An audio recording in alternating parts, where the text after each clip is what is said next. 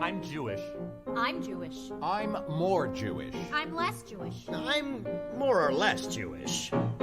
What qualities unite us? How different can we be? If you ask me, he's too rigid. If you ask me, so is she. Can anybody tell me what it means to be a Jew? And before you answer, who asked you? I think it's in the humor. I think it's in the genes. It's a faith in God Almighty and debating what God means. A person has to marvel at the arguments he hears After more than 5,700 years. Hello, not your typical opening credit song for a broadcast, but it's very pertinent to one of today's guests, as you'll soon see. More than 5,700 years. I feel like during these times that it has been more than 5,700 years since I've seen these three wonderful people who are joining me today. But I'm sure that by the end of the show, we'll feel all warm and fuzzy like we've been together for 5,700 years. This is Beyond the Green Room, the third installment of Beyond the Green Room, a forum, a weekly forum, a brunch time forum. So get your beverages ready, and where we discuss all things theater. And for those of you who are tuning in for the first time, what an archaic expression. The Green Room is a place where theater artists wait to make their entrance, to go on again. And that's what we're all doing right now. And I have three wonderful friends and artists in our virtual Green Room waiting to come on. And I will bring them on right now. The first is a lady whose voice you heard in that opening song. And she is not only a wonderful actress, singer, and writer, but she's a charming, lovable person, and I can't wait to bring her on. She couldn't wait to come and see us today. Please welcome Cheryl Stern. Hi, David. Hi, Cheryl. Did I surprise you with that one? You did. I thought it was going to be something more scary from that same show. So I was actually delighted to hear the opening number. And that is the one recording where you can hear both of our voices. So yes, and you sound amazing. We all sound so young. So do you, but you recorded it twice because you did the cast recording. That one was from what was it called? It Helps to Sing About It. The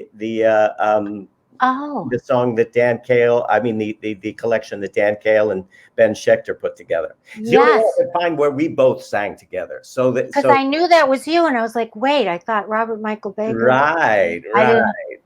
Well, we dug it out. That's so cool. Well, let me bring on our other two guests. The next lady is a director who, it seems to me, everybody in the business knows or has worked with at one time or another. She works at every regional theater you can imagine. The list goes on and on. Actors Theater of Louisville, Cincinnati Playhouse, Alabama Shakes, the Oslo, the Rep of St. Louis Muni, Pioneer, Sacramento Music Circus, Jiva, and a place that she is particularly fond of, and I know they're very fond of her, Cape Playhouse. She's also worked at the York Theater, which is exciting today because we have another guest who has something to do with the York Theater.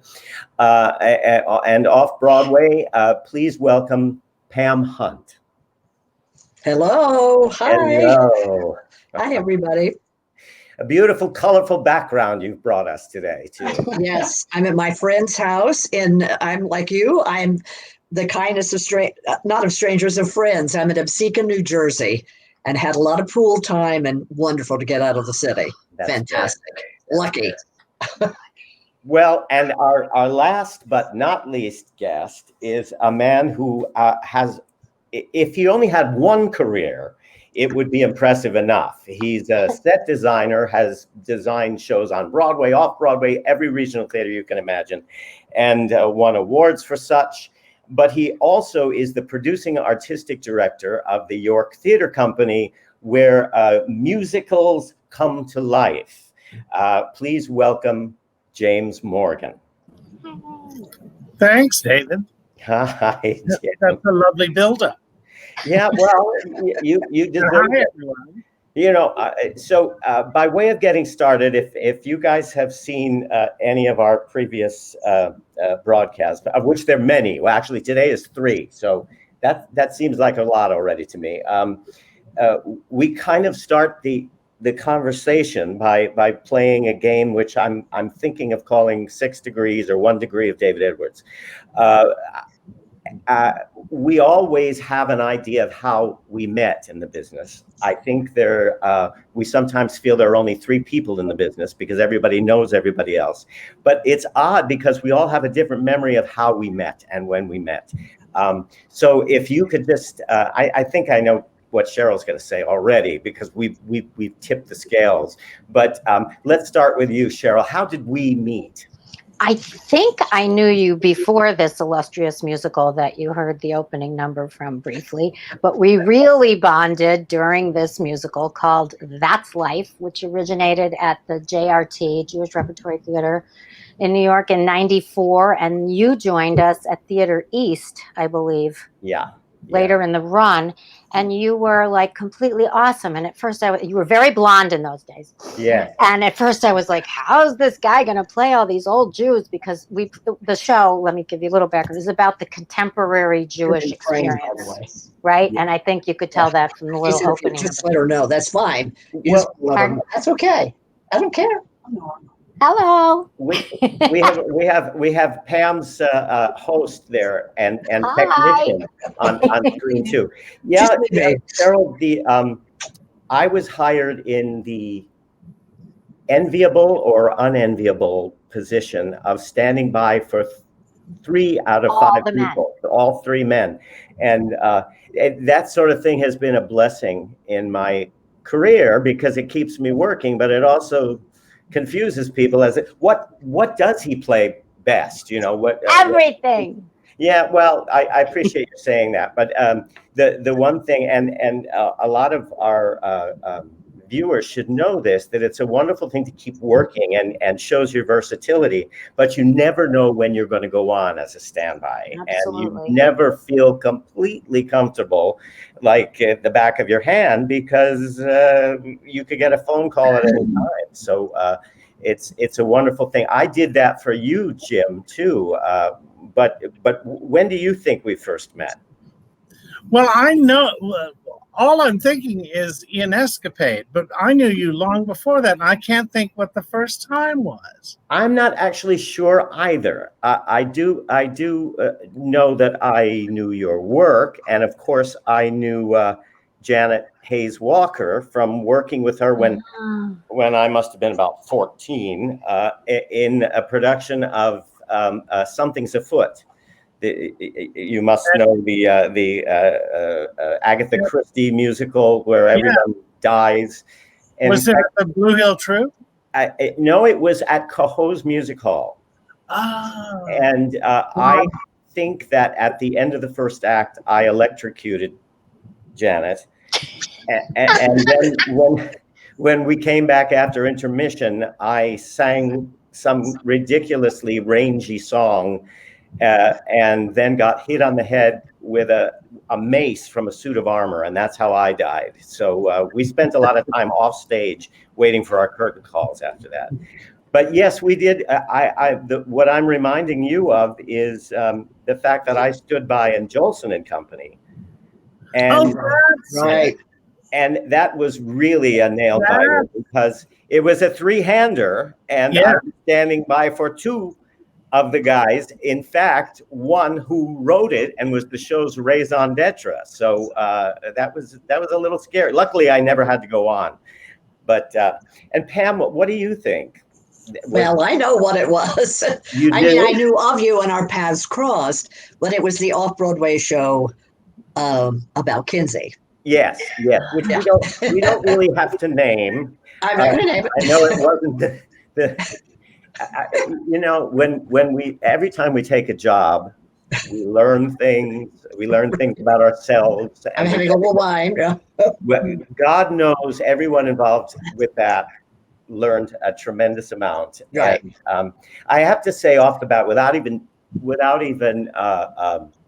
getting into the particulars of that, because we certainly don't need to, but your handling of the situation from word go was so classy and professional, and Thank you. made everybody feel comfortable. And but of course, yes, I did know who you were. I do love you. We know I our worked paths with you, crossed, but so that was where we were together. Yes. yes, it's a shame that it had to be something that didn't quite take off, but Yeah. there's still tomorrow. Yes, that's absolutely. So, you and Jim have certainly worked together Oh, yeah. quite a bit. And one of the things that I think the York does tangentially that Jim, you're not given enough credit for. I grew up listening to cast albums, and that was 90% of my education as a child. Reading the liner notes and looking up every word in the lyrics that I didn't understand. And it's so hard to get cast albums done now. They're so expensive, and they don't sell the way they used to. But the shows that you have done at the York, almost every one gets a recording, and some of them are neglected shows that wouldn't have, that didn't get a recording the first time they were presented. And you are to be congratulated. There's got to be some kind of tenacity on your part to get them done. Can you talk a little bit about that?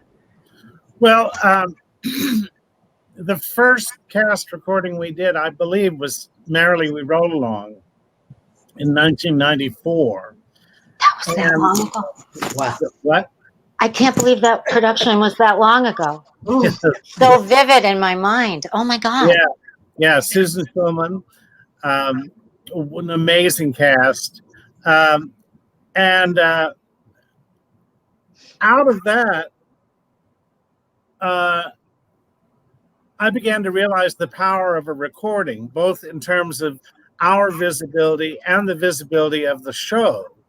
And interns, and then we began making them fairly often after that. I think No Way to Treat a Lady by Doug Cohen was the next one that we did.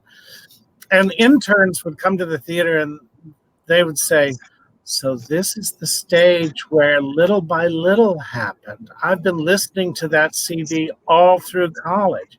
And I realized that it was a way of us reaching out and grabbing people before they even got to us to be in the audience or to be on our stage or whatever. And so ever since, when we're putting the funding for our show together, if we can, I strongly urge people to put in the budget money to make a recording, because there's nothing like you end up with a show that really turns out well, and it's just zooming along and someone says, oh, we should make a recording, and the money isn't there. So if you think about it ahead of time, if you can possibly do it, it's the smartest thing you can do. And even if the show does middlingly well, you end up with quotes, you end up with the fact that you had a New York production, and that means so much out around the country. People say, oh, the New York Times said this was fun. And that's really all you need. Yeah. It gets it out there. Well, it's not the way it used to be in terms of like a cast recording of Camelot or My Fair Lady or The Sound of Music hitting the top 10. Of course, now I've been just proved wrong by the reception of Dear Evan Hansen and of course Hamilton. But the interesting thing is, if you put out a pop album, it either sells or doesn't sell in the first 6 months. But a cast album can have sales that are kind of equalized over the next 20 years. So in the long run, it does reach an audience. And one of the ones that you did that moved to a commercial run was one that Pam had a huge. I was just going to say. And that is The Musical of Musicals, the musical, Yes. And so who inspired that? How did that come about?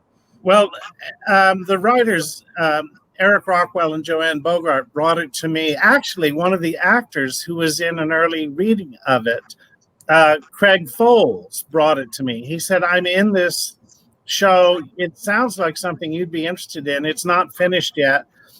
Maybe you would consider doing a reading of it. And I read it or listened to it, I forget what. And I just fell in love with the whole premise. The idea of 5 little short stories, the same story over and over, told in the style of different famous writers or writing teams. And it ended up being Rodgers and Hammerstein, Stephen Sondheim, Gary Herman, Andrew Lloyd Webber, and Kander and Ebb. But that was not all in place. The Kander and Ebb was not there when we started working with them. And I forget, lots of changes along the way. And also there was no director attached. So we talked about a reading, and I suggested someone who did wonderfully well, but actually was not perfect for it. And then I said, Pam Hunt is the perfect person. Mhm. She understands musical theater better than anyone, and she's a choreographer. And it's so simple, and that's its brilliance, is that it's so simple. And the way we did it originally was 4 people, and everyone played the piano at one point. So it's a total of 4 people. Eric Okay. Rockwell was, I want to interject about the recording. yeah. We did that. We did that the week of previews. And we did it right away because they thought, and then I remember the gentleman from BMI came and said, dark horse, this is going to be the show. This is going to be the show. And so we had it we had it recorded right away, even though it ended up being much shorter than that was, because we kept refining it and cutting it down. But that was just interesting. I was Right listening away. to the recording the other day, and I thought, I don't remember a No. lot of the material actually being in the show. But Was it by the time we were finished? it reminded me of, and this is a big compliment, I think, that somebody who is a collector of recordings, those wonderful sketches that used to see in Broadway shows. Of course, we don't see Broadway reviews anymore. From the 50s, like New Faces, and immediately I thought of Lizzie Borden, or the Julius Monk review. You know what I'm talking about, the Liz, where you can't chop your mother up in Massachusetts from, and because it was immediately recognizable to people who know the genre, but also you didn't have to know it in order to enjoy the show, and that's a real gift to an audience. Yes. Yeah. When Fred Ebb came, I think it's the last show that Fred Ebb saw before he passed away. I don't think it was cause and effect, but he said, no one writes shows like this anymore. It's smart and literate and hilariously funny. And he said, I just love it. He was so excited by seeing it. And I think within the next week he was gone.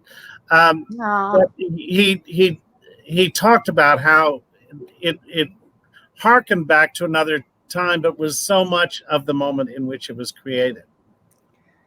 Well, all 3 of you create musicals. You just don't produce them or perform in them or direct them. You do create musicals. Cheryl, you did an amazing thing by creating a one-woman show that was all yours. And can you tell us about that? It's called Shoes and Baggage. Yes, I can intriguing tell you title. many things. It was born in my friend Yvonne Adrian's swimming pool. Jim, you know Yvonne because she was my collaborator on Normal, another musical that we wrote many years ago. And I had this idea that all my life I'd been writing down, not all my life, but my writing life, I'd been writing down short anecdotes about my obsession with shopping that is deep-seated from my family, deep-seated, and is much bigger than just ha ha ha, I shop. It's in fact, there was a song in That's Life called I Shop, which was crazy. This is a much deeper story about why we do it, and a form of addiction, and yet a form of bonding with other women, with colluding with friends, with competing with friends, with self-soothing. I realized that it had so much dimension to it. And I thought maybe these stories that I have can all converge into a musical. And I just started writing, and it became a really powerful thing for me and a sort of healing thing for me. I didn't know where the show was going. I didn't know what the end was because I hadn't found that in my own life. So I was writing and revealing as it went along. And I happened to do a reading for Doug Cohn, who was your guest the first week, at a theater that I didn't know called The Cell, which is really cool and outside and innovative.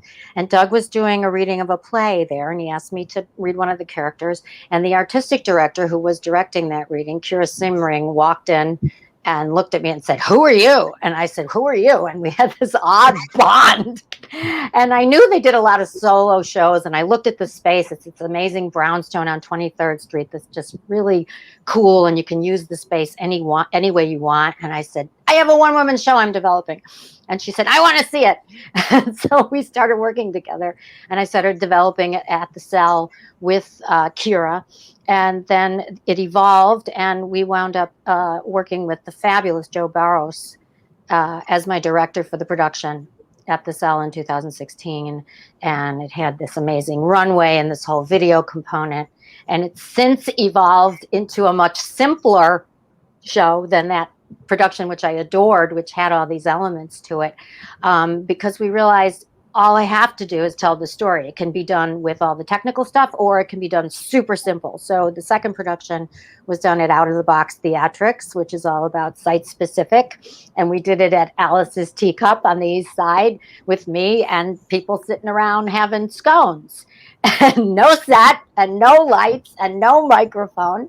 My husband played the cajon, and our fabulous Tom Cochin, my husband, who was the composer of the musical, and the fabulous John DePinto on keyboards. And we did the show in the restaurant. And I learned so much about myself as an actor and a writer, and how little we need to tell our stories. Well, which maybe leads us into now. Maybe it should be done online, virtually. We now. did Out of the Box. I proposed it to Out of the Box Theatrics, to Liz Fleming, right at the beginning of the pandemic, and we did an evening, which you can watch on YouTube. With the I'm ashamed to admit I haven't seen it, but I will. Oh my God! Well, you will. I took just one segment for the show, which is when I was in the Broadway production of The Women on Broadway in 2001 during 9/11. The show began rehearsals September 10th. And so it was a crazy time, right, to be trying to do a show. And I was looking at what we're going through now and juxtaposing it to how we responded to 9/11 and how different it was. Wonderful. That we went right back to work. Scott Elliott said, "Honey, get back in here. Think a lot of Lenya and Nazi Germany." And we were in rehearsal 2 days later. Well, and he had no excuses. And we put on that show, and people came. So different from this, right? And in the midst of our panic, sorry, go ahead. No, I was just going to say, there's no reason that you should know this, but I was experiencing the same thing because I was doing By Jeeves at the time. Yes. And we were on and off so many times. And it was at the 11th hour that Andrew Lloyd Webber's people came in and put money into it. They said, "These people have been working so hard to bring this to Broadway. Let's let them open it." But we did it. We didn't know. And we were rehearsing right next door to you on 42nd Street Studios. Yeah. And we used to have lunch every day with Rue McClanahan because one of our cast members was very close with Rue. And so we were on the other side of the wall. Yeah, right. We were all there, but we went back. I was walking to rehearsal at 42nd Street Studios when I looked up at Times Square. This is all in my show. Yeah. And I saw the second tower collapse. Oh. And like a dutiful theater girl, I kept going to rehearsal because, like, right, that's how our brains work. I was like, okay, this is bad, but I have rehearsal. So I went, and I think it was like 3 girls were there, Kristen Johnson and 2 other girls. And we were like, what are we doing here? And our phones weren't working. She said, screw it, I'm going home. And so I walked back home up 8th Avenue. But then 2 days later, we were back in rehearsal doing improvisations with Scott as cats. Wonderful. Because we had a purpose then, which was to say, you will not stop us. Yeah. Remember that we were fighting back against the terrorists and saying we will continue our art. And then here we are now and it's a different enemy, and we can't right Totally. now do that, but Yeah. we will. Well, I've heard it said that this is become a bit of theatrical folklore, but the story that the first thing that was to reopen in London after the bombings during the war were the theaters, because they needed to keep everybody going and to keep the spirit alive.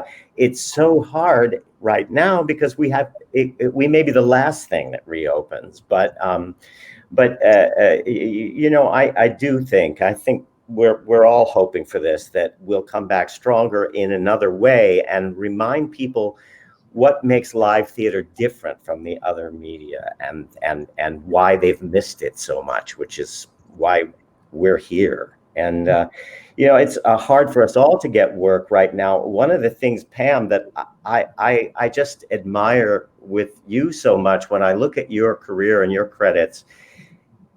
As a director myself, I've been told over and over again, if you're not the artistic director of the theater, you're not going to work that often. You've got to be, if you're a freelance, you know, it's very hard to go from job to job, but it seems to me that you have mastered that over the years. It's been challenging, shall we say. But I don't know. I've been very pleased. It's not always been easy, and you're absolutely right. That's always the thing. The artistic director, you know, that's used to be that if you wanted to direct that, you know, it's the thing. But I don't know. The one thing that was funny that my agent Jim Wilhelm once said. He said, "Well, they were saying, well, about Pam, we're going to hire." He said, "Well, she plays well with others," and that's, I think, especially for me as a female, I think that's been an important thing. You know, not that I haven't stood up for myself. I don't mean that. But you do have to get along well with other people. Of course. And I think that sort of helped the situation a bit. And create a friendly, welcoming environment for creative artists, which we all have, you know, our peccadillos.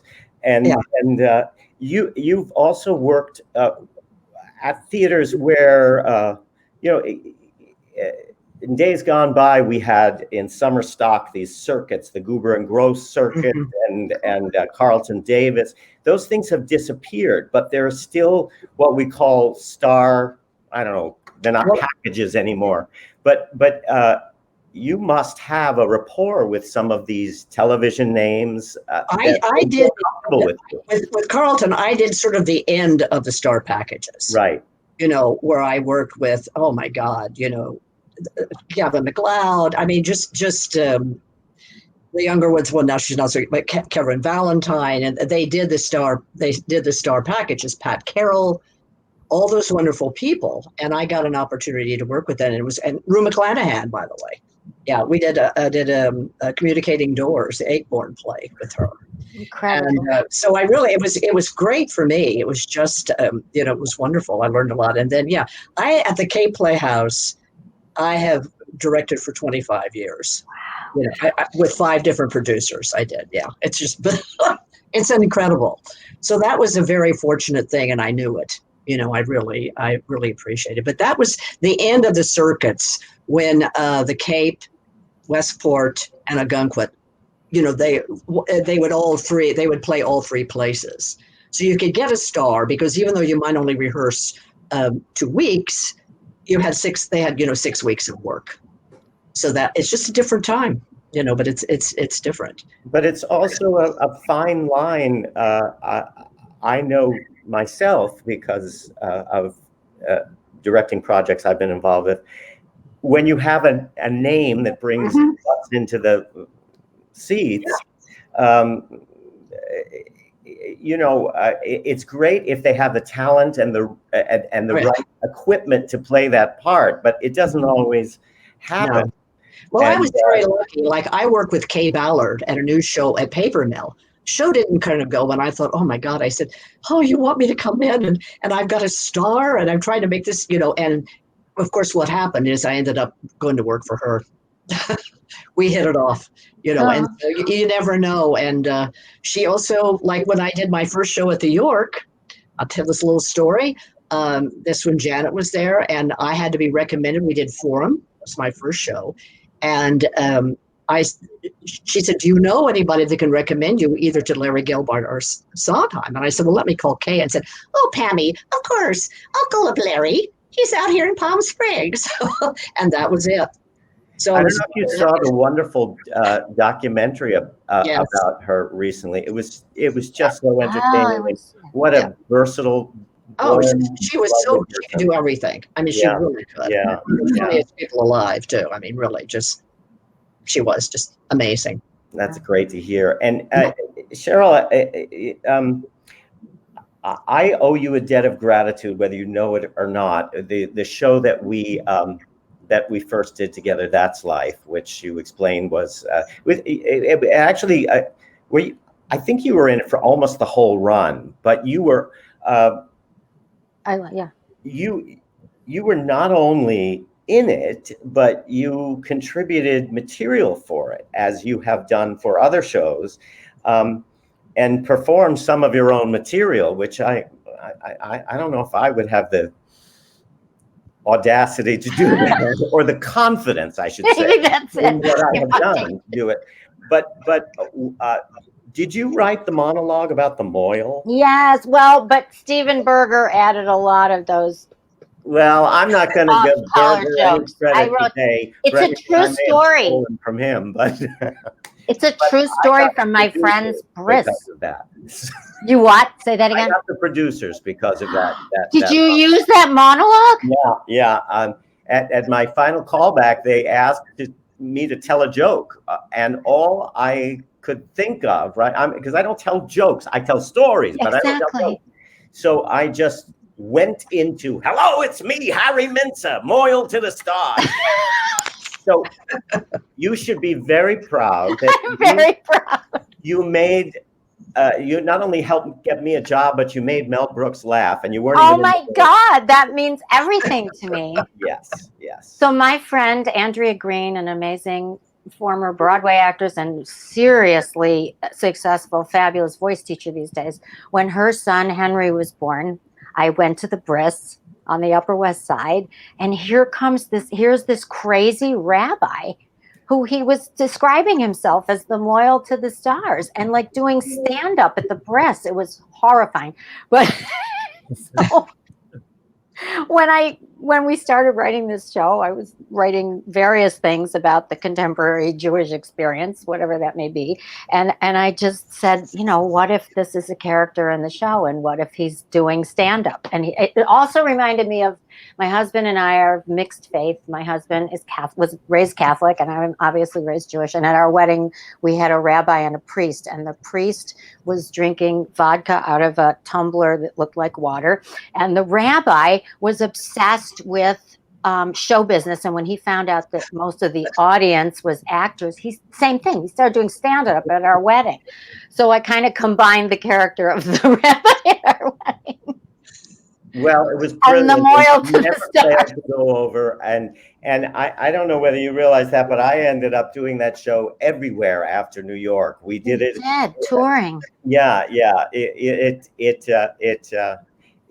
It's funny how careers go. I never would have thought when I went in to meet Helen and your wonderful cast that would be my meal ticket for a couple of years whenever I wasn't doing something else. And it's the same thing with when I did the Fantastics. And last week we had Dan Goggin on, and if you had told me that I would have been part of the Nonsense family years ago, I would have said you're crazy. But I ended up doing that everywhere, and even on television and directing it. And so I owe him a debt of gratitude. I think we all have to be open to new experiences and welcome the fact that somebody says, I think you can do this, even though you've never imagined yourself being part of that. And Pam, you do as many straight plays as you do musicals, which I've been doing about it. I have a record at about half and half. Yeah. I've managed to do that over the years, but it's an uphill battle. It is it just sort of happened, and then I took it on from there. Yeah. And that's just you started as a dancer. Am I correct? Started as a dancer. Yeah. Well, that's why you're so generous to performers, because you know what it's like to be on the other side. I mean, I never understand why they say directors are mean to actors. I never get that. I mean, you're all in it together, and we want the show. You are the medium. Yeah. You're the people out there. That's why I don't get that. Well, and how do you unlock someone's creativity if they're not relaxed and open? I mean, and feel safe? I mean, you can, but you shouldn't. I mean, it's wonderful. Yeah. Well, Jim, in Pam's case, because she had such a wonderful resume in regional theater, it's so great that she's had some wonderful opportunities to work in New York, through the York. And there are a lot of directors who are known in regional theater that don't get a chance to work enough in New York. And you are one of those producers who opens that door for many people. Bill Castellino, who we all know and love, didn't work in New York enough until really you opened the door for him, and now he's going like gangbusters. So, and it's discovering someone like Pam, like Bill. Not that I discovered them, but for us, discovering them for us, and realizing how talented they are, and what a wonderful take on the kind of things we do. They have on the kind of things we do, but also that they are fun to work with, pleasant to work with, which is more important than anything, and consistently do good work. And nothing, no show is without problems, but finding someone who can solve the problems artistically and work on our budget, which is not large, but to have people who can turn out wonderful product under the circumstances that we live by, you would be dumb not to latch onto them and find other things for them to do. So Janet connected us to Pam. Janet saw something. Was it something you directed at ELT? I did the Tom Lehrer. Tomfoolery. With the late great John Remy was in it, too. Yeah, that's right. Mm-hmm. And out of that, you did Forum, and then we just ended up doing a lot of stuff together, both here and out of town. Across the country. Yeah.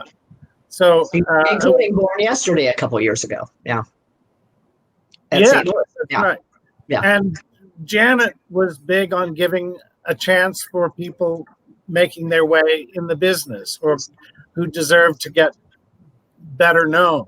And so we've tried to continue that whole idea with actors just starting out. We love giving people a chance to be seen in New York who otherwise might not have that chance. And the same way with material, shows that otherwise would not be seen in New York or that have been forgotten and deserve to be seen again. So it all sort of ties together back to the mantra that Janet worked by when she founded the company. Of course, when Janet was founding the company, she did an equal balance of plays and musicals. And the last thing I can remember that you did that was a play under your regime was Booth, was it, with Frank Langella? Were you? Somewhere right in there. That may be I don't think that was the actual last one, but somewhere right in those years, yeah. Well, when they started out, they weren't doing musicals at all. And when I got involved in 1974, they were only doing straight plays. And then I found out Janet had this incredible background, both in music and in musical theater, and had done 7 Broadway shows as an actor. And then I realized that we had the same taste in sort of giving shows a chance to be seen that hadn't gotten a great chance the first time out, or for one reason or another, just deserved a second chance, a second look. And realizing we had that same taste in common, I said, why aren't you doing musicals? And she said, well, they're just so difficult. But we started doing one a year, and they began getting attention, and we had the same outlook on the kind of shows to do. The Grass Harp, and Anyone Can Whistle, and She Loves Me, which is not nearly the sort of surefire staple was not really the surefire staple that it is now. It was artistic success on Broadway, and we did the first New York revival of it. And that was the first musical we ever did. And so over the years, the musicals began getting more and more attention. So at one point, I think at a few points, I said, Janet, I think we should try doing only musicals. And she would pat me on the arm and say, yes, dear, I know that's what you would like, but I think we should stick with doing what we're doing. And so I did. And then there was a year that I didn't twist her arm. I said, here are these 3 musicals that are ready to go. Why don't we do them as a season? And she said, I think we should give it a try. It happened to be the year that she passed away. Well, you've been laser focused on developing new musicals, which we all appreciate greatly. And you've given the company a sort of an identity that is what you do. You've become the foremost producer, excuse me, elsewhere, roundabout, whatever is going. But really, we identify your company with new musicals, developing new musicals, and equally preserving neglected shows from the past. The Mufti series that you've participated in, Pam, so successfully recently. Did you do all 3 this last year? Oh, no, I did the one again of my mentor Kay. I did The Decline and Fall of the Entire World as Seen Through the Eyes of Cole Porter, which had not been done in New York, I don't think, since we did it. It was just incredible material. Moved it around a little bit, changed it around, and kind of split Kay's material up a bit. But it was great, wonderful. Great. Always wanted to do it. So I always heard about it, loved it, and it was marvelous. Yeah. Well, it's really the fact that we on the other side of the boards respect the York as a place that the go-to place for new musicals, and you've moved so many of them to other venues. Cagney did so well, and of course, No Way to Treat a Lady. I did it in Florida. Me too. You did? You did? Were you in that evening? Did we do the I was absolutely in the evening. And I have to tell you, Cheryl, if I don't remember, it's because I was in shock that night. I love your story about that night. Yeah, I was doing a Moliere play out in New Jersey, and we had a matinee, and I had to finish, it was a 2-hour drive. And when they said, half hour is 6:30, I said, oh my God. And I don't know how you did. I got in the car. I did so well, and then I hit tunnel traffic, and I parked the car in a lot that cost me a week's salary, Of course. and went upstairs to do this. As if you saw the broadcast, the phrase I use is, I was the only one on that stage I'd never heard of, and Kevin Chamberlain came up to me and said, are you David? Because I think we have a scene together. So if I don't remember that you were there, it was all a blur. It was over before I knew it. Okay, it was an incredible night, and just watching all these people through the years that had been in No Way to Treat a Lady and doing, as David, you talked about in the episode, it was tag team No Way to Treat a Lady at Studio 54, and we each took a number, and it was a blast. And it was a blast to convene with so many people that we knew because we had done productions of it with, or just because we knew in the business. Yeah. And Doug's face was worth everything, because there were so many wonderful theater people out in the audience. Yeah. Everybody told me, I tried to get a ticket, I couldn't get a ticket. And my big thrill, because I've been a fan of hers since I was knee-high to a grasshopper, was to look out there and see Marilyn May eating dinner while I was singing. Sure. Then now I can die happy. Many times I sat out there and ate dinner while she sang. Well, now she did the same thing for me. So it was a great evening. It was a great evening. But Jim, you did it first. You did No Way to Treat a Lady. No, we didn't do it first. It had been done at the Hudson Guild in a very successful production, and the feeling was that was going to move commercially, and for some reason it didn't. And then Doug, it was done up at Sharon, what's now Sharon Stage, I forget it was called then. And Janet and her husband Charlie and I went up to see it, and we loved it and thought this would be perfect for us. And that became a part of the first all musical season. Interestingly, that's also the season in which Janet passed away. She had been fighting cancer for 3 or 4 years. When that season was over, Doug Cohen said to me, "Do you realize the significance of the titles of the shows you did last year?" I said, "No, what are you talking about?" He said, "Well, Janet took a turn for the worse during my show, No Way to Treat a Lady. She actually passed away during rehearsal for Gretchen Cryer Nancy Ford's show, The Last Sweet Days. And the next show was a review of Jones and Schmidt with Jones and Schmidt in it called The Show Goes On." And you look at those titles and what was happening with Janet and all of us at the time, it's pretty amazing. It's kind of makes your something. Yeah. And that's a tribute to the way that brilliant mind of Doug Cohen's puts ideas together. Yeah, absolutely.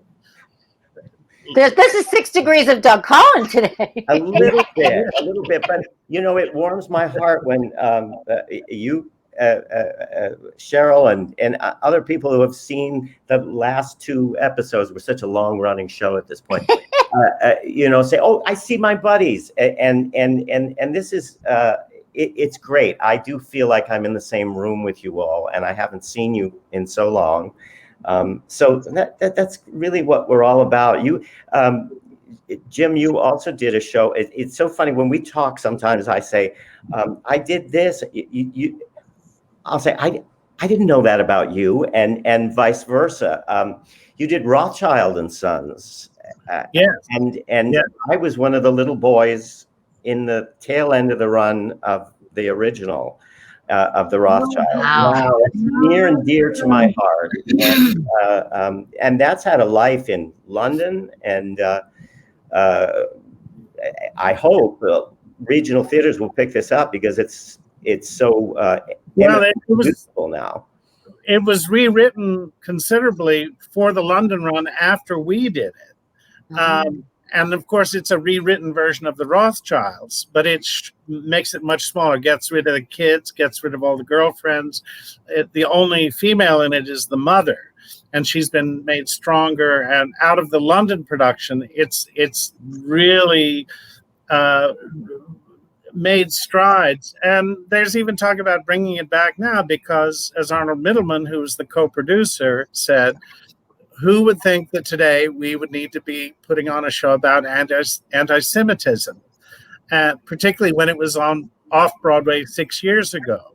But it's significantly rewritten and made even stronger, and the world has not changed for the better.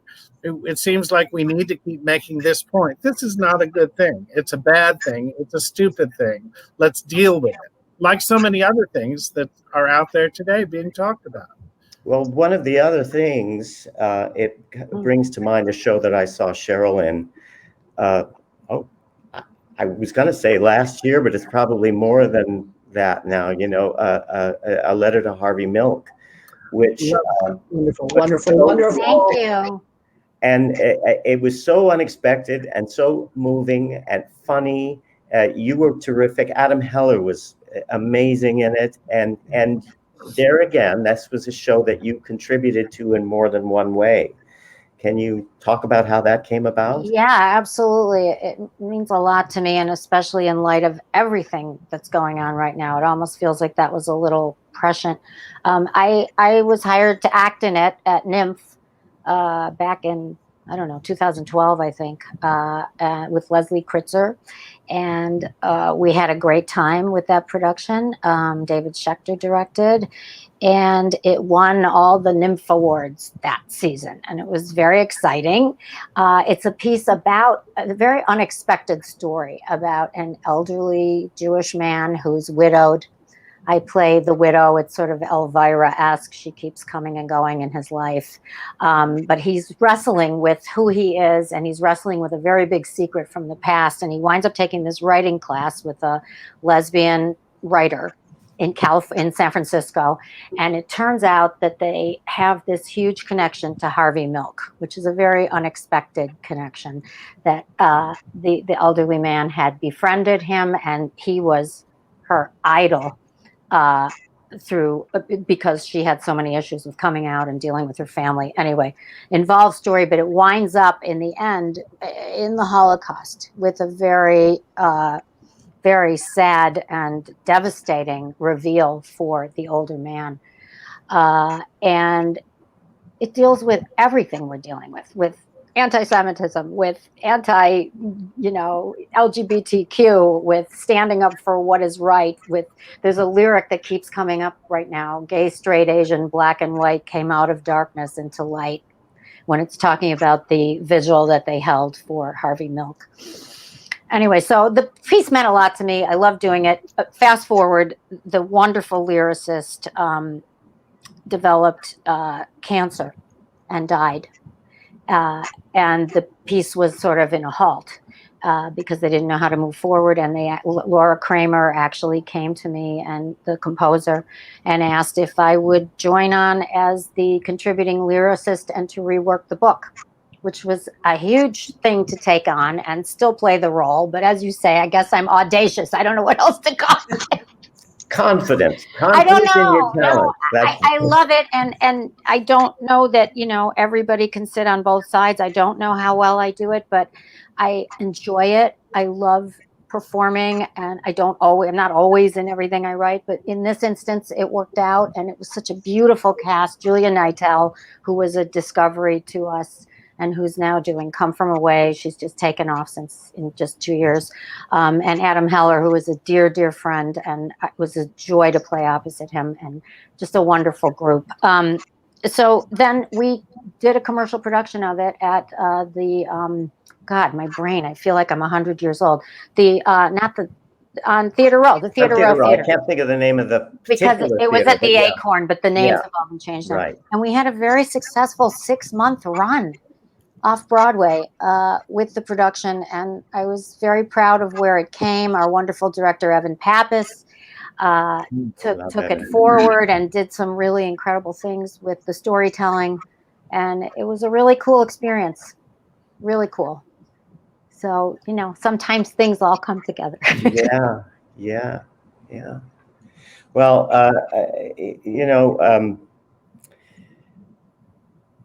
I think of the show that I did most recently for you, Jim, and just the faith that you had in it. I think the critics loved it, and all of the theater people that came to see it loved it.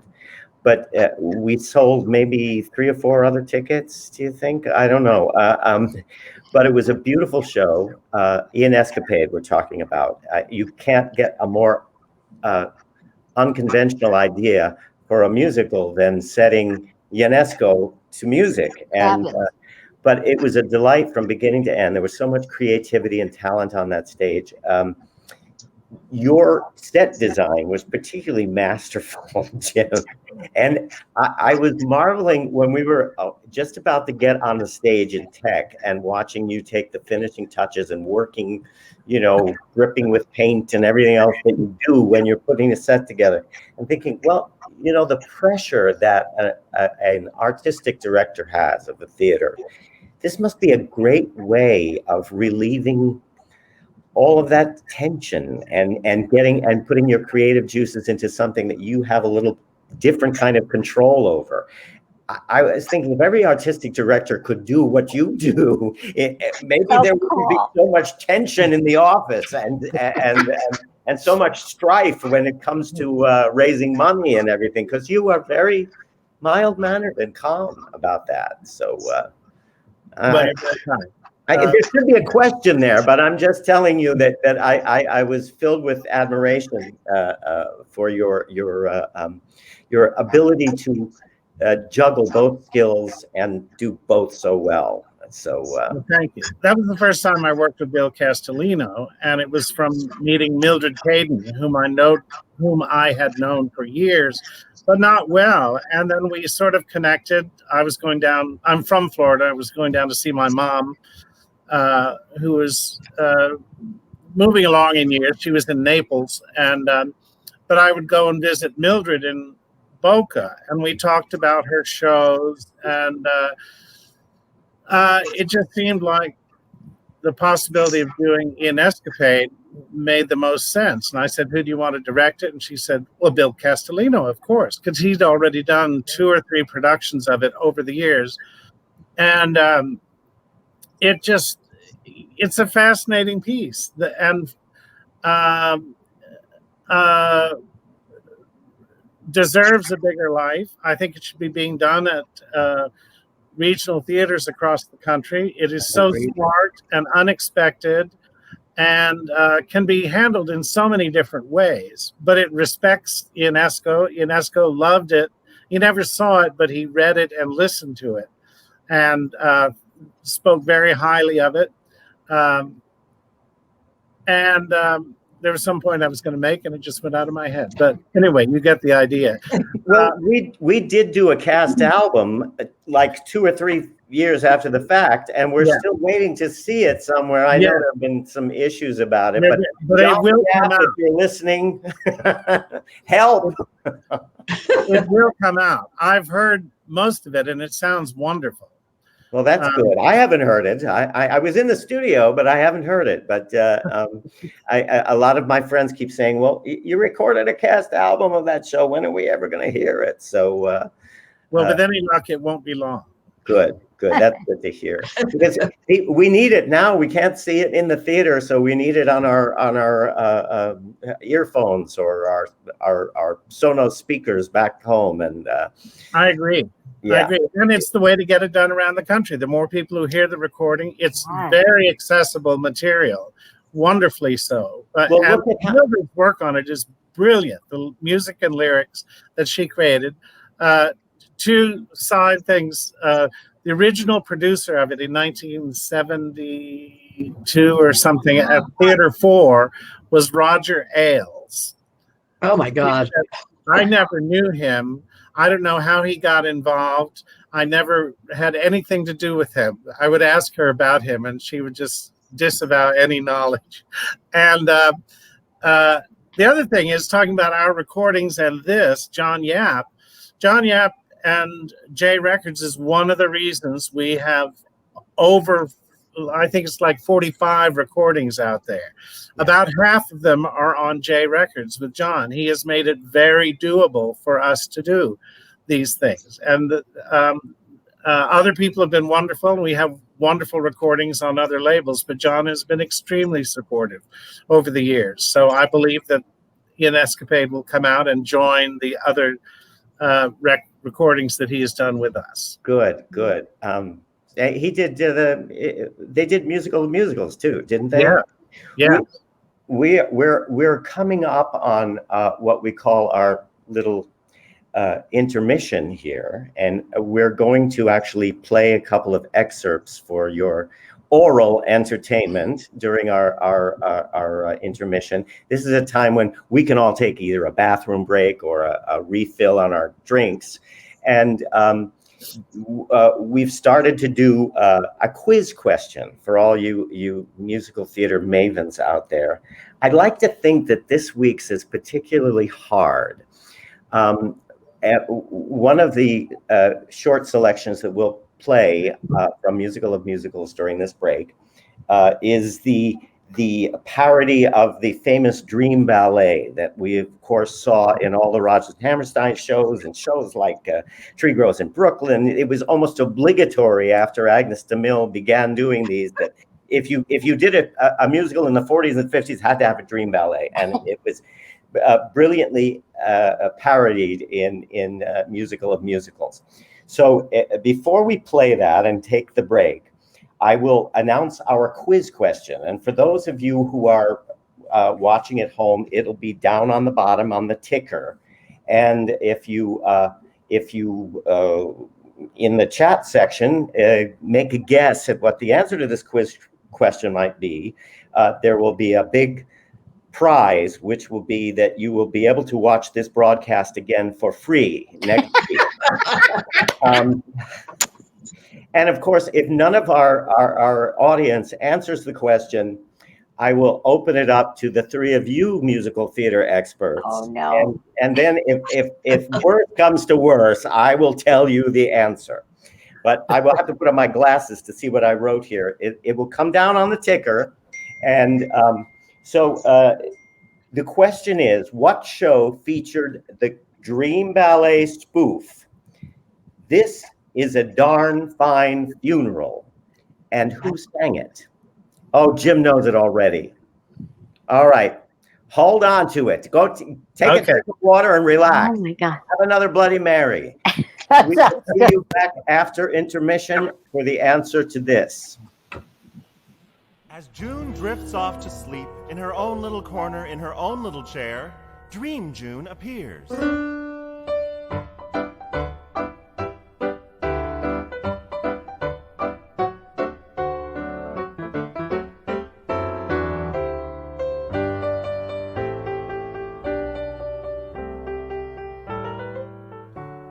Dream Willie enters. Whoa!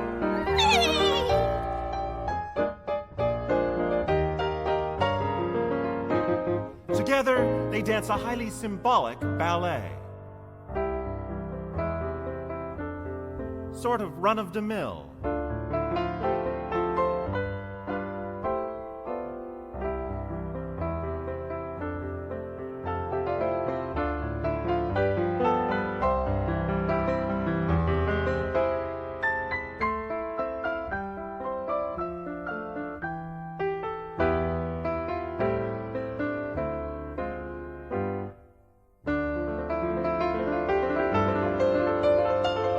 Mother Abby crosses, bringing corn to all.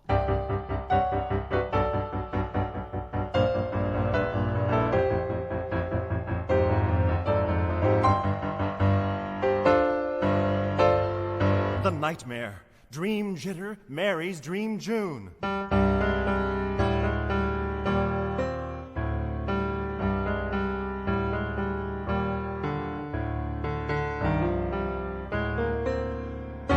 After Dream Jitter puts the ring on June's finger, he tears up the lease.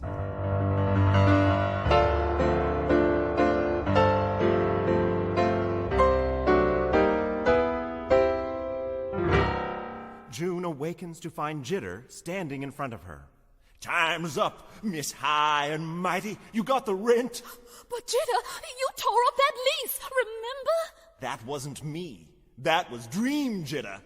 If you ain't got the rent, then you're coming with me to get married. But why me, Jitter? Because you're June. June, June, June. Just because you're June. Oh, put me down. Okay. You're nothing but a no-good, low-down fibbity-gibbet. No, put me down. Oh, all right. Miss High and Mighty. Now, where in tarnation is that? You make me wanna sing a show tune, the kind that used to be all the rage. A good old hummable, liftable show tune. There's no reason for the rhyming, 'cause we're only marking time until the star gets back on stage. Does that mean you can pay my rent for me? Gosh, I'd love to, but my allowance is only 10 cents a week. Don't you have a job? No, all I do all day is mix martinis for Aunt Abby. Come on, admit it, we all love a show tune. The plot is not advancing. But so what, we'll all be dancing to a show tune from off-Broadway.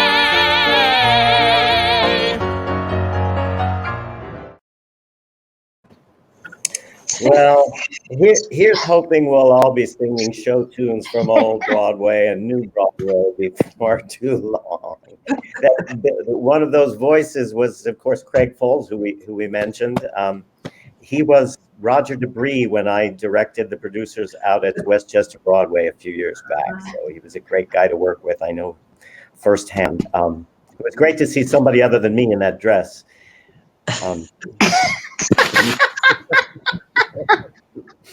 So, did we get any answers? I think that question may have been too difficult for anybody but I guess Jim Morgan. Jim Morgan.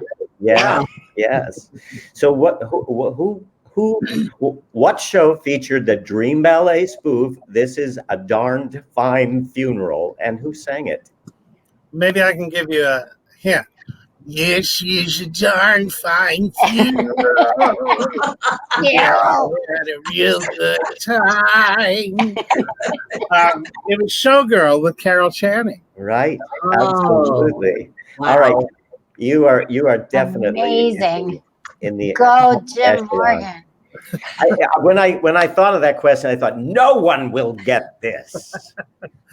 The good thing I don't have money on these things. But see, if you'd done something from probably 1990 onward, I would not be the person to come up with the brilliant. I think answer. we're both related in that respect. Yeah. It's really I used to sit in my room as a kid and memorize every cast album, and as I say, now with compact discs or God knows when you just download it, you don't get that wonderful set of liner notes and gatefold albums that were with all the color photos and perhaps even pages. I sorely miss it, but that's because I have kept all of my vinyl. One day this apartment is going to collapse under the weight of all this stuff. I give my husband such a hard time because we keep all of the albums, but now it's coming full circle, and students that come over, people that come over that are young are like, oh, they love it, just to see these relics. And I'll pull it out sometimes, or even sheet music when I know. We're still coming to pull out sheet music and show people what that looked like, the cover, and that there was artwork or even vocal selections. They have no idea how we cherished that. Yeah. And looked at it over, as you say, over and over as we listen. And the excitement of going through a used record bin at thrift shops and, oh, look at this. Wow, for $1. My dad used to bring me home the latest cast album because he worked in Manhattan and we lived in the suburbs in New Jersey. And I always said, the minute it would come out, he'd say, all right, I'll get it for you. Where's your allowance money? And so he would go to Corvettes or Sam Goody's and get it. And I would wait in the window for him to come down the block. And if he had a paper bag that was relatively square, I knew that he remembered. And it was a great thing. And he'd get mad if I say, oh, did you? Oh, no, I didn't have time today. But the best thing would be when he'd come down with one of those paper bags and I didn't expect it. It's because he went into a bargain bin and found I Had a Ball for 33 cents or one of the ones that I know you know very well, Pam, Berlin to Broadway with Kurt Weill. Right. It was a 2-record set, and it's yet to be released on compact disc. So that was a real rarity. That was my introduction as a kid. I don't think it's there yet. I had to order it from Amazon. I got the record, and I actually bought. I have a turntable, so maybe it is. I didn't find it. It's still on I actually have a burned copy. Oh, you have a burned copy. Yeah. But I think it has a couple of skips on it. Whoever burned the copy had an LP that was less than perfect. But that's I still you probably feel the same way, but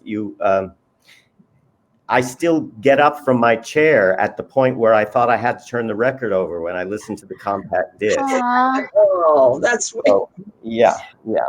And I, as you say, Jim, I don't think I know the new shows quite as well. Those were from our formative years, and they instilled all this passion in us. So once again, it's great that the tradition stays alive. Harvey Milk got a cast recording, didn't it? Yeah. It did. We had a beautiful cast recording that we were extremely grateful for. And I know that's unique these days, to go in and have the full orchestra and the whole deal. It was very exciting. Well, what I like. Ellen Schwartz was our lyricist, and I just want to say thank you to Ellen and her husband, who were so generous with this production. her husband was very generous towards the production and made it possible for us to have that recording. It's unique. Well, what I always feel is the worst question that if an actor or a director is asked and they don't have an answer with at least 4 projects, is what are you doing next? And this is a time when none of us really know, because but it's nice to have some hope. And I'm imagining that with these 3 people here, you have a plan afoot and things that you're working on right now that when the fog clears, we'll go back to it. And I'd love to hear a little bit about from each of you what you're working on. Pam, why don't you? I'll go. Okay. Well, one thing we're doing is I'm doing with Jim and Bill Castellino and others. We're trying to put a 50th anniversary celebration together, right, Jim? Yeah, we're working on that and figuring out now how we're going to do it, because it was we first had it was like May 18th, then it was June 18th, and it was like, so we're going to have to really rethink it. But the question is it online or not? But it was. We'll talk about it. But I also just yesterday I did a thing in January. One of the last gigs I did was a play with music called Songs for Nobodies, which is an Australian piece. And I did it. I was hired to come out to St. Louis for Max and Eddie Productions. And it's all these 5 different stories, but each of these characters, one is a washroom attendant. She meets up with Judy Garland. And then the second one meets up with Patsy Cline. It's very quirky, interesting characters. So it's Patsy Cline. Then it is Piaf, and that's actually her father's story. And then it is, who am I trying that? Not Ella Fitzgerald, Billie Holiday. And then the last is Maria Callas. Wow. So the person doing this has to sing all these things. So we did it, but we started talking again, and we're going to try to bring it back at the end of 2021. We're already, because we have it. She's worked on it, a lot of work on it, and it's a perfect size. One actor, one director. There's a little band with it, but and we played it. It didn't play very long, and I still think there's a lot of people that didn't get to see it in St. Louis, and there's going to be a lot of people who probably would like to see it again. So that's one thing that just sort of happened this weekend. That's wonderful. That's cool. Time going by, We've had our vaccinations, And how about you, Cheryl? Lots of good things, believe it or not. I was supposed to shoot a movie in May, which obviously didn't shoot, but it's really cool. I play Mario Cantone's mother, which is kind of interesting. And it is, I looked him up, and we're only 3 years apart, so it's interesting. But it's a really cool You're story. the younger one, I'm sure. Yeah, right. No, but close. But it has Allison Fraser and all these interesting theater people in the film.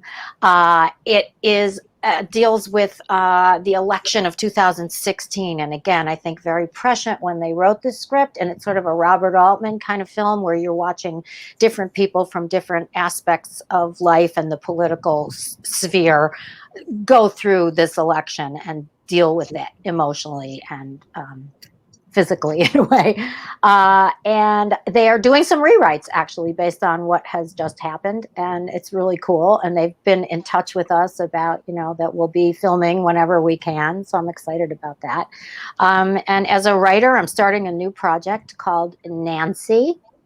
And the title has a double meaning. And it's a really interesting story about an amazing humanitarian who had worked with John Glenn and was interrogated by the CIA and fired by the CIA for being homosexual in the 80s, and then adopted a Filipino foster child and just hooked up with this foster child, and it all comes together in sort of an amazing way. It's very current. It's great. And It's a true story. I'm just starting to develop that. So that's excited. wonderful. As we say, live theater seems to be the last thing that's going to come back. But I do think we're going to see some filming starting up, and So that's encouraging. I wanted to mention that you were so wonderful in your shots that you did with Mrs. Maisel last season. That was so enjoyed them. That show is amazing. They're amazing to work for. The attention to detail, the precision of the accuracy of dialogue and everything. It's an incredibly the integrity on that show is unbelievable, and it was an honor to be a part of it and work with everybody. And I hope they're back soon, and I hope I'm back as Zach Levi's mother. I want him to get married to the Chinese girl so that there can be a wedding. If you follow the show, several people think that's what's happening next. Well, I've also seen you on podcasts.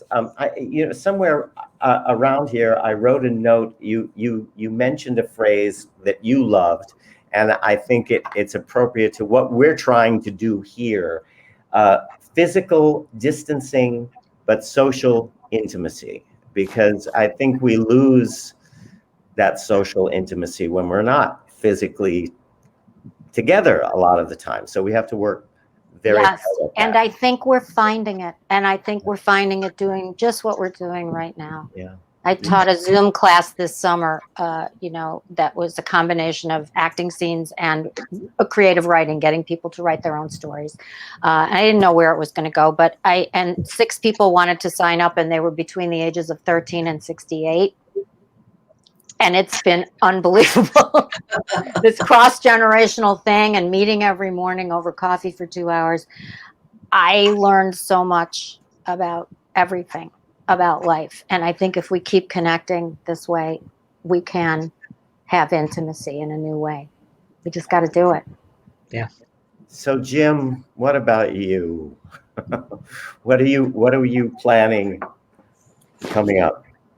Well, we've been doing a lot of stuff online to keep our name out there, to keep the celebration of our 50th anniversary going. And it's amazing kind of what we've done sort of by the seat of our pants. The whole staff has worked on these various initiatives. But when we shut down, we were about to go into rehearsal for a new musical that we were very excited about. It's called Cheek to Cheek, Irving Berlin in Hollywood. And it's conceived, directed, and choreographed, most importantly, by Randy Skinner. And it's all of Irving Berlin's Hollywood songs, movie songs. A cast of 6, it's just perfect for us. And Ricky Kane Larimer, who moved Cagney, was on board to be the associate producer. And it was all ready to go. And then we had to shut down. It was like 2 weeks from rehearsal. And then we thought, well, we can make it happen in June. And then, no. And then, so we're now, fingers crossed, hoping that it will happen in January or February of next year, maybe March. All we can do is wait and see, but we have every intention of making it happen because we think it's the perfect thing to come out of this with. Audiences will eat it up with a spoon. It's more than it's escapist entertainment, but such glorious escapist entertainment, and it will take your mind off everything that has been going on. So we're needless to say enthused about it. We have a couple of other projects that we are hoping to make happen after that. So as soon as we can get back, we aren't even back in the theater yet. Yeah.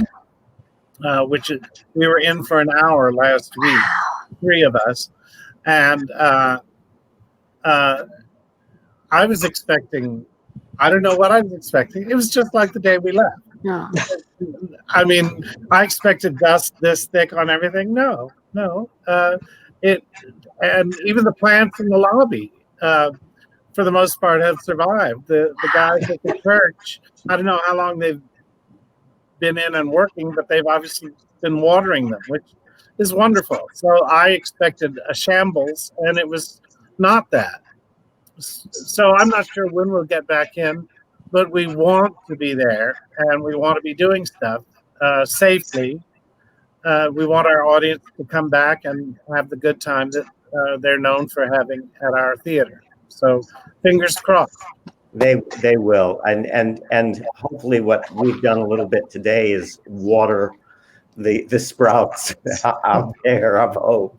And you know, I did see something a few weeks ago where you were one of the ways of keeping the York in people's minds was you were doing a show where people were bringing their recipes and a taste of York, yes. Well, the only thing that I was terrified of is that you might have had footage of me doing the hard-boiled egg scene. I wanted to do that, and we're going to do another one, and you should be prepared. But when I talked about it, someone said, "Well, you know, that's not a song; it's a scene." I said, "So." And it is so hilariously funny. It's out of Ian Escapade. It's called "How to Boil an Egg," or how. It's pure Ionesco. It's not a song by Mildred. And David was this eccentric French chef making this big to-do about how you boil an egg. And it's hilariously funny. And it's a perfect thing to do in the next Taste of York.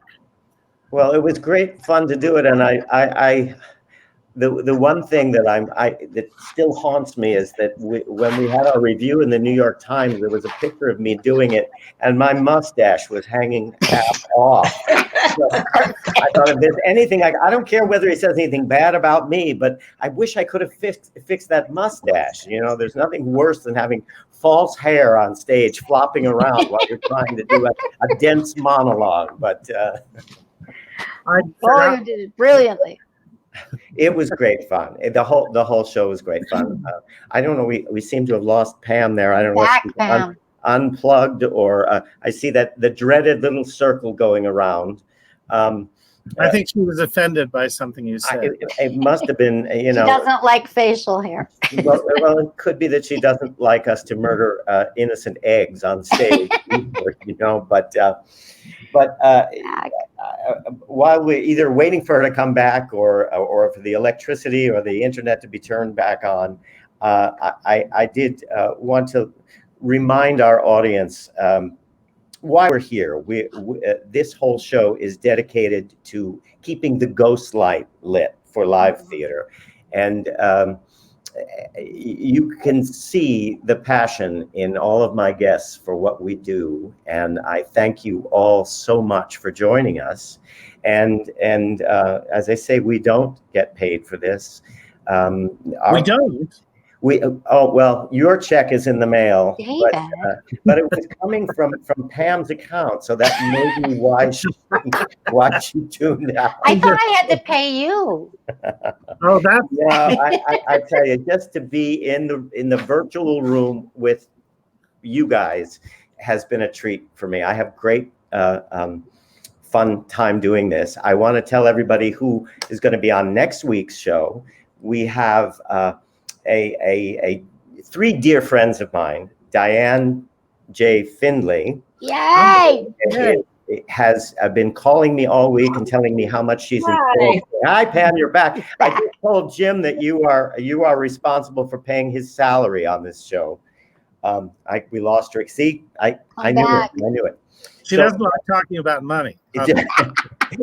Diane Findlay and Jean Lehman, who I know you all know and love. Oh, yeah. And I've known her since we were knee-high to a grasshopper.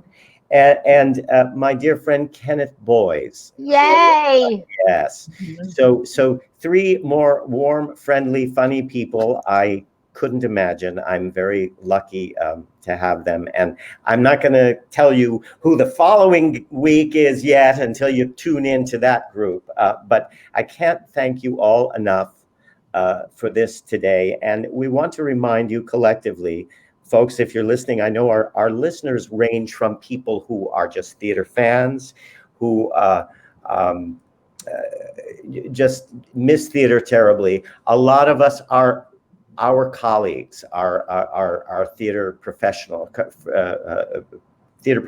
and a big part of it is also young people who are studying and are going to go into the theater. I got a lovely message from a mom this week who was feeling, hi, Pam. I'm back.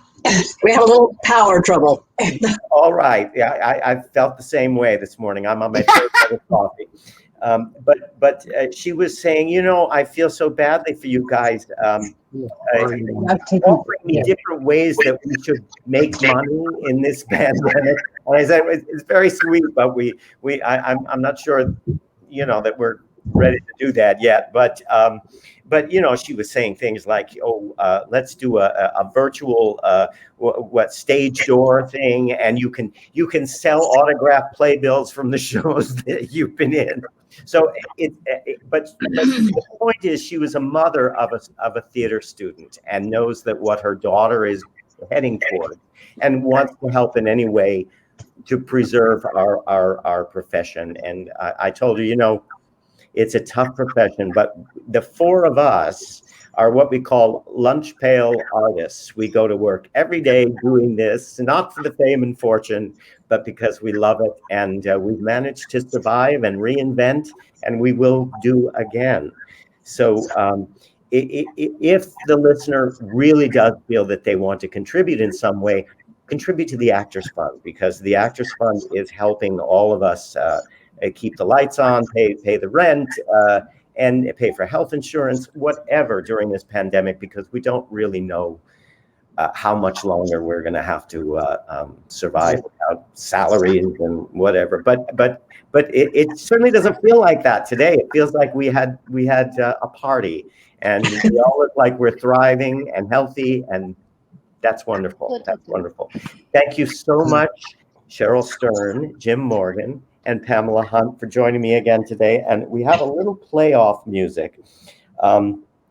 It is from the show that I worked with Jim at the York, called Jolson and Company. It was a three-hander with the wonderful Nancy Anderson and Bob Ari, and most of all, Stephen Mohannan, who basically wrote the show along with Jay Burko and played Al Jolson. It was a true tour de force. I sat in the back of the theater every night praying he wouldn't get sick, because when I sang Al Jolson, I thought I sounded like Ethel Merman. But this is a short excerpt from the cast album, and it asks the musical question, what did Robinson Crusoe do with Friday on a Saturday night? So that is our playoff music. Thank you all again, and I hope to see you all in person very, very soon. I love you all. Thank you, Dave. Thank you, Dave. Thank you so much. Thank you, David. Over 1,000 years or maybe more, out on an island on a lonely shore, Robinson Crusoe landed one fine day. No rent to pay, no wife to obey. Oh, his good man Friday was his only friend. He didn't borrow or lend. They built a little hut, lived there till Friday, but Saturday night it was shut. Oh, where did Robinson Crusoe go with Friday on Saturday night? Every Saturday night they would start into roam, and on Sunday morning they'd come staggering home. They went hunting for rabbit when the weather grew colder, but Crusoe came home with a hair on his shoulder. Where did Robinson Crusoe go with Friday on Saturday night? Somebody tell me, where did Robinson Crusoe go with Friday on Saturday night? When the sun would go down and the sky would go dark, would they take each other for a walk in the park? On this island were wild men and cannibals swimming, and you know where there are wild men, there must be wild women. Ruff, ruff. Ooh, where did Robinson Crusoe go with Friday